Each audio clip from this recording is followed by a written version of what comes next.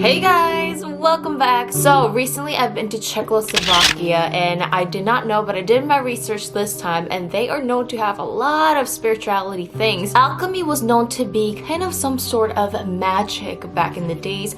So I went to an alchemy museum and actually bought myself a little tiny souvenir. This is so beautiful, you guys. Look at this. This actually has an elixir inside. Alchemists or magicians actually made elixirs that was supposed to be like, such as for happiness, to bring prosperity, to bring good health to your life. I mean, whatever it might be. In this museum, they actually have the original recipe from the alchemists back in the older times, and now they're actually made by monks. So in their elixirs, they actually have drinkable gold in there as well. So I bought myself a little tiny amulet, and this is supposed to bring me prosperity and happiness. And I could actually drink this elixir just a couple drops at a time. So I'll let you guys know if this lucky thing has brought me some happiness and prosperity into my life if I drink this. Also, do you guys see my amazing Constellation? This is the Big Dipper earring and an ear cuff that is attached. Put a link down below if you guys want to check it out, but oh my god, like, I'm in love with this. Also have mixed matched my earrings today with the moon and sun silver rhinestone earring like this. So today I'm gonna be talking about the Frog Boys. This is one of the cases you guys probably have heard of if you're interested in the unsolved Korean cases. It's also named to be the third most mysterious unsolved case. If you have not seen the first two ones, here you go, you guys can check it out. This case is still unsolved and it has been about 28 years, and actually the 28th anniversary, the 29th I believe, the 29th anniversary is coming up on March 26th. So this incident happened back in March 26th of 1991 in the Daegu province in South Korea. It is involving 5 elementary school students named Kim Jong-sik, Park Chan-in, Kim Young-gyu, Cho Ho-yeon, and Woo Chol-won. They were all between ages of 9 to 13 years old, so as you guys could see, they were very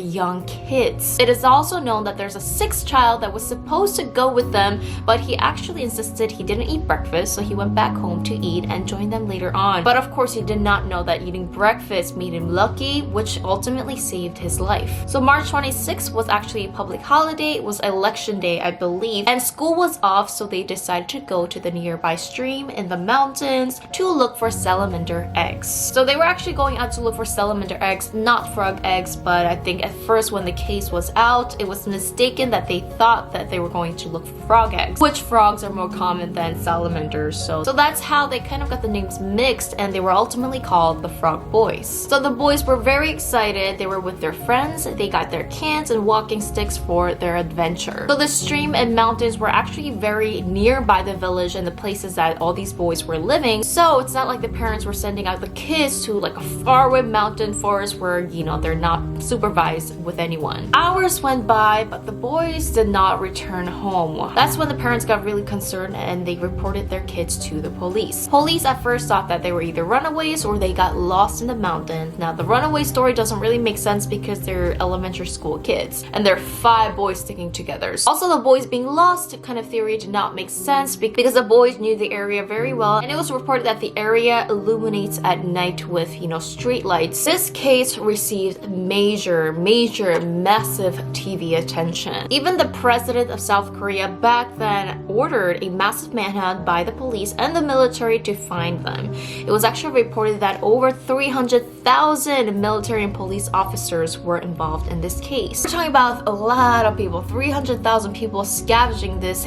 area. The case was so big that the search was actually put on live TV. So people were like glued to their TV watching, seeing when are they gonna find the boys, when are they gonna find some sort of evidence. They searched the mountain area and where the boys could have possibly been over 500 times, and unfortunately the weird thing is there was absolutely no evidence. It was like the boys just vanished. The pictures of the boys were everywhere in Korea, from newspapers, milk cartons, candy wrappers, and so much more. There was also many tips that flooded in, but it really led to nowhere. Now, one of the weirdest things that happened, especially with these massive crime cases, there's a lot of hoaxes and people who just come in and do stupid things. Such as there was this one time when a man claimed responsibility for the boys and he demanded money. He said that the boys were alive, but they were very sick. The parents went to the location where they were supposed to meet with this apparent kidnapper, but unfortunately no one turned up and they found out that it was a hoax. Like, at least show up and like try to take the money. I mean, like, why do you call and like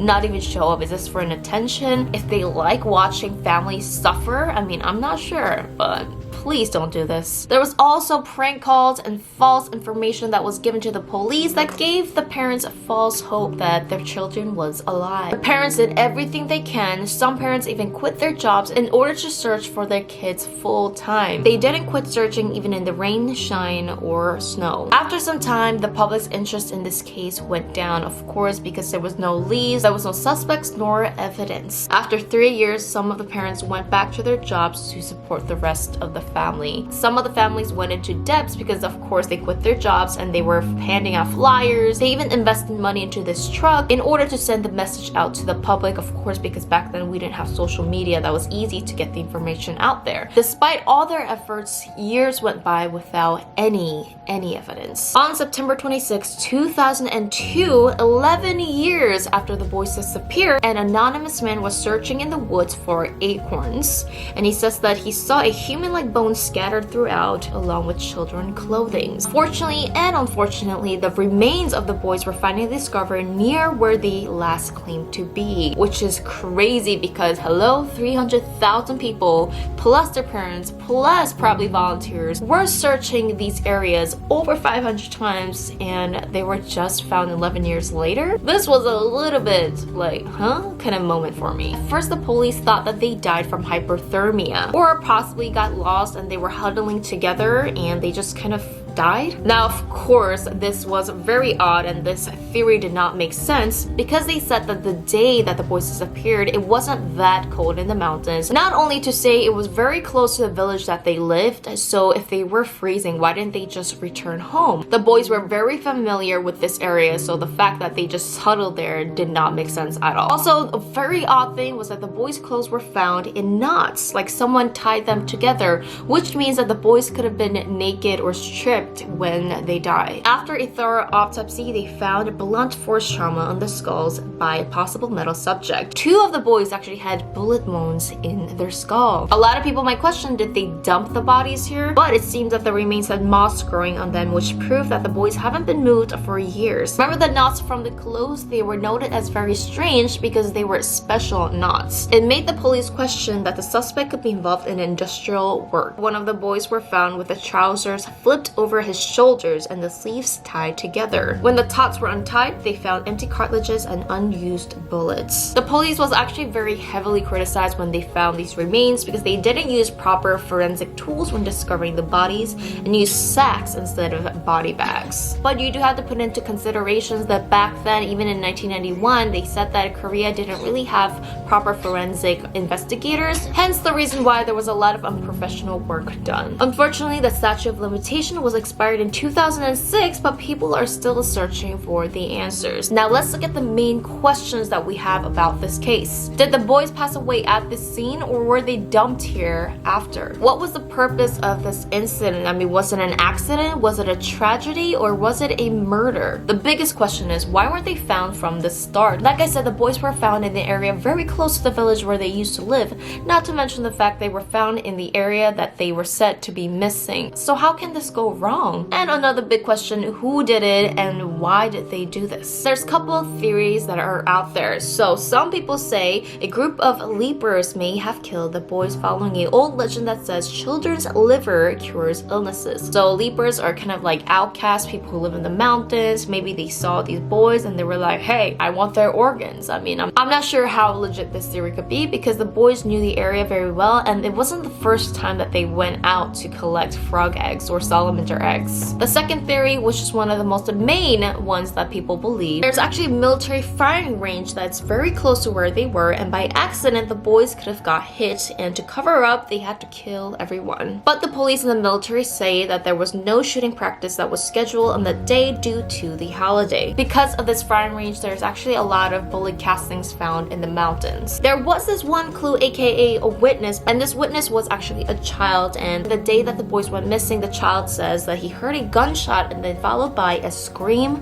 then a silence. Because of this theory, the parents really pleaded with the police to look into this military base, but they found it odd that the police would not look into this military base. Who knows? Maybe it could be a real cover-up. I mean, hello, they found bullet holes inside the children's skull. I mean, even though it was a public holiday and most of the people were off, maybe there was that 1 or 2 person that was in the firing range somewhere around the area and they accidentally hit the kids. Or honestly, that could be a very big possibility. So those are all the clues and evidences involving this Frog Boys case. It is super upsetting that these parents don't even have the answers till this day. And unfortunately, it's been such a long time that it's hard to find any more evidences out there because obviously it's in the forest, it's in the nature, things grow, things disappear. And unless someone was a witness or someone comes forward, it's really going to be hard and difficult to solve this case. I wish that they did a DNA test on maybe the boys' clothing, but at the same time, the police probably contaminated the evidence anyway, so it's kind of hard to do any DNA evidences at this point. It's been 29 years and the boys will be around their 40s or getting to their 40s, you know, living a happy life with their families, but unfortunately time has stopped for them back in 1991. So I really want to know what you guys have thought about this case. I mean, do you think the boys really did just huddle down there and kind of died because of hypothermia? Do you think this was an accident that was covered up by this military base? Or do you think this was a pure evil related crime that someone just came and shot the boys out of anger? My heart goes out to their family. Thank you so much for watching, and remember to hit the like button if you like that. Share this video with your friends and see what they say about this case as well. Remember to hit the subscribe button and hit the notification bell because I reply to all my early birds. See you guys in my next video. Bye!